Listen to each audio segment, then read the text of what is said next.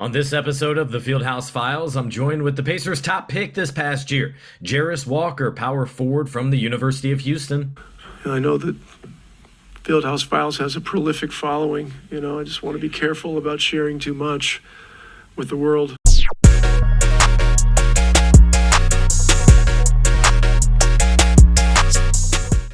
And welcome into the Fieldhouse Files, the podcast where I take you behind the scenes with the Pacers, talk to individuals on and around the team, and tell you what you need to know. Hi again, everybody. Good to be with you once again. Some may be watching on YouTube or on my Substack because this podcast has a video element to it as well. Well, here to end August, I had the opportunity to catch up with Jarace Walker, who we talked with quite a bit in July after he was drafted by the Pacers. They had rookie free agent camp followed by summer league where he played in a couple of games. But in the past 6 weeks, a lot has changed for Jarace. Number one, he's had surgery on his right elbow. He explains what that's about and how he is feeling. He also got a new uniform number. Remember, he selected number one, and then the Pacers acquired Obi Toppin, who is number one. So they figured it out. I talked with Obi about it previously, and he mentioned, he got a bag from Jarace Walker. A bag.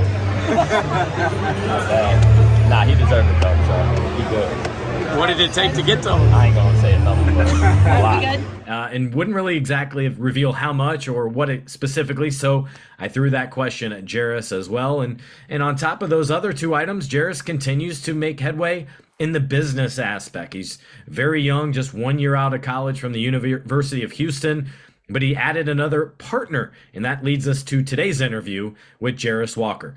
In the meantime, before we get into that, just a reminder that you can read all my work at fieldhousefiles.com. Most of the work goes directly for paid subscribers, including take a look at the Pacers' upcoming City Edition uniforms. A lot more there, plus some special interviews coming up. We hear from George Niang.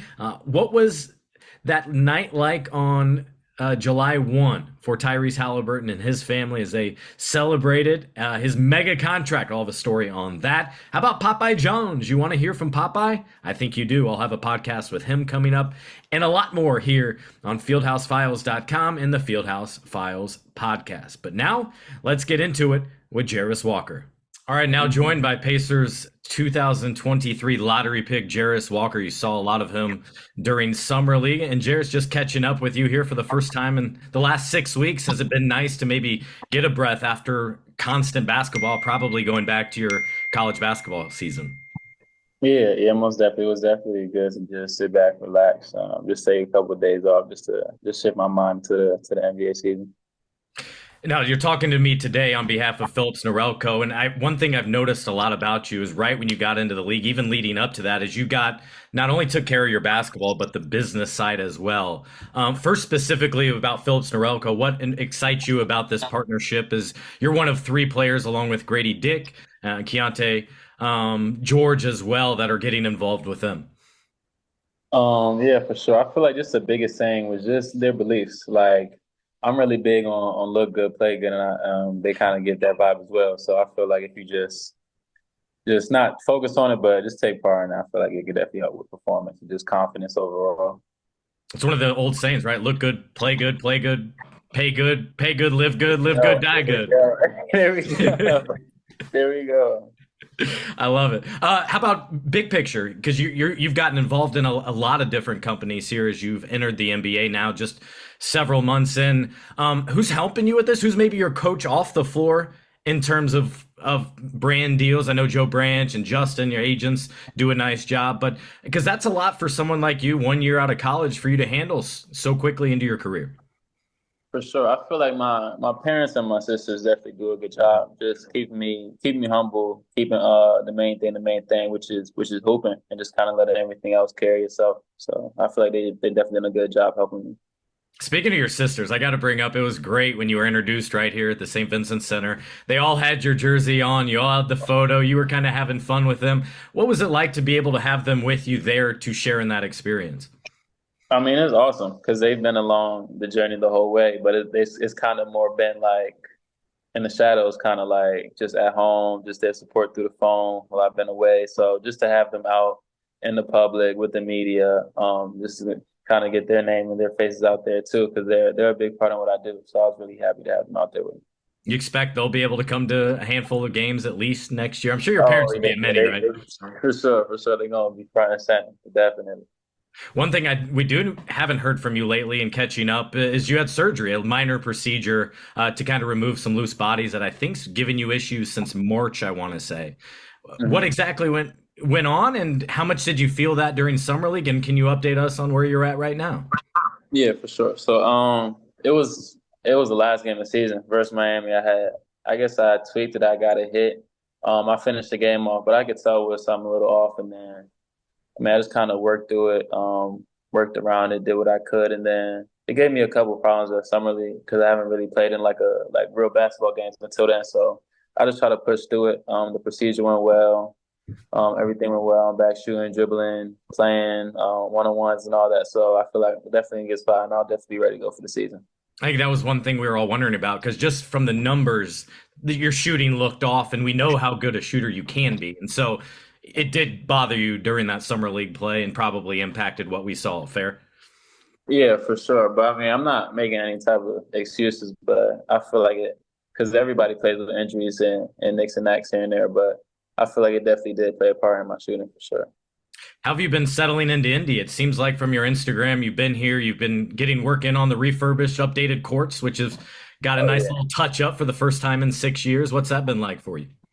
It's been cool. It's been an easy adjustment just because of everybody that's helping me just move in, get adjusted. Like even Phillips Miracle with the product that they sent me, just helping me adjust to the new city, new environment. But it's been awesome. Like I love the city.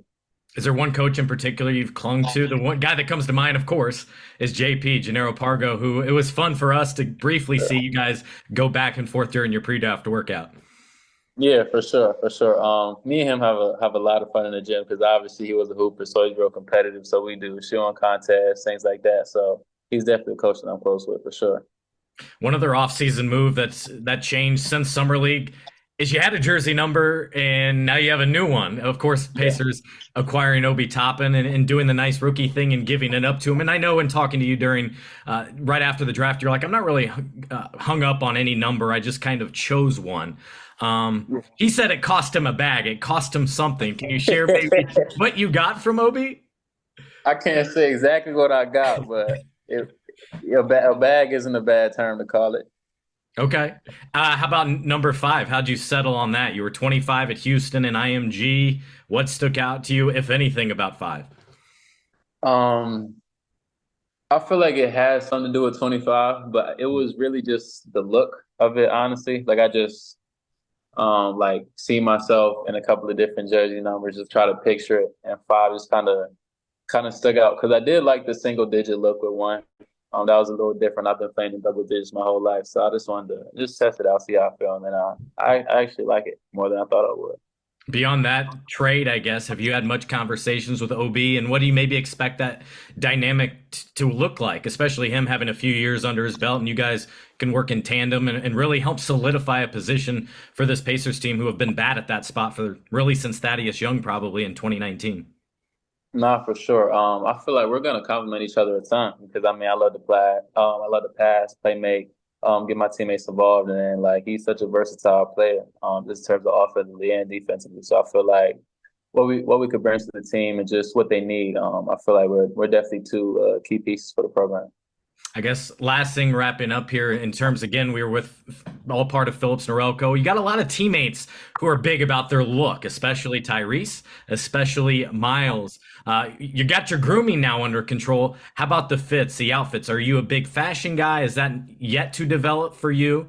I like the comfy fit that you're rocking right now with it Nah, just a for little sure. jumpsuit. Yeah, fashion is definitely something that I'm into, and I feel like it's just gonna keep picking up and picking up.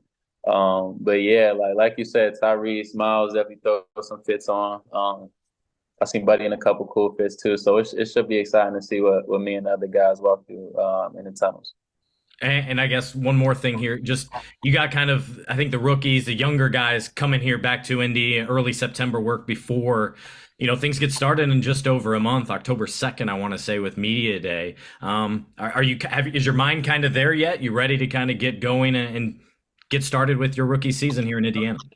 Oh yeah, yeah. I mean, I'm excited. That's what I really dreamed of, just being able to actually play in the NBA. So I mean, I've really done everything else leading up to then, like the draft, summer league. I'm back working out, preparing myself, my body, and my mind. So I mean, playing is the next step. So I'm definitely excited to get the season up and going. Very good. Appreciate the time, Jairus. Thanks so much. Most definitely. Thank you.